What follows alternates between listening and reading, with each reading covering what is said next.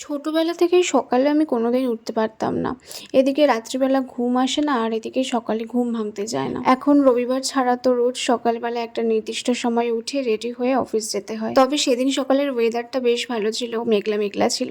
আর এদিকে দেখো ট্রেনটা পুরো ফাঁকা, ব্যারাকপুর লোকাল যেহেতু ছিল। এদিকে অফিসে এসে কাজও শুরু করে দিয়েছি, আর সেদিনকে কাজের অনেকটা চাপ ছিল। দেন লাঞ্চ কমপ্লিট করে আবার কাজে বসে গিয়েছি। এই ভিডিওটা না তাও 2-3 দিন আগের। এখন যেহেতু অফিসের প্রচন্ড চাপ চলছে, তার জন্য ঠিকঠাকভাবে এডিটও করে উঠতে পারছি না।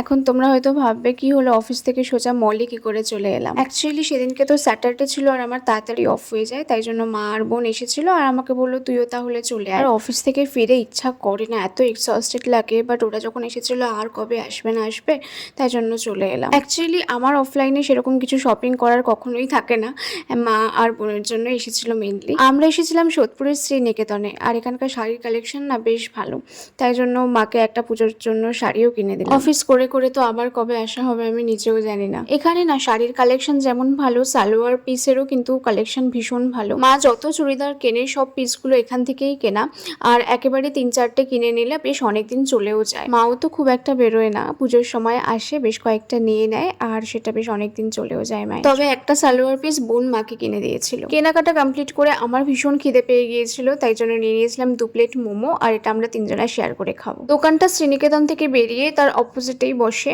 আর এখানে 1 প্লেট মোমো মাত্র 40 টাকা, চিকেন মোমো। আর সাইজগুলো দেখেছো কত বড় বড় ছিল, আর খেতেও অসাধারণ ছিল। তারপর বোন খেয়েছিল আইসক্রিম, যেটা আমি খাইনি। দেন আর কি চলে এলাম বাড়ি। And that's it for today. Video ভালো লাগলে পেজটাকে ফলো করে দিও, অ্যান্ড ইউটিউব থেকে দেখলে চ্যানেলটা সাবস্ক্রাইব করে দিও।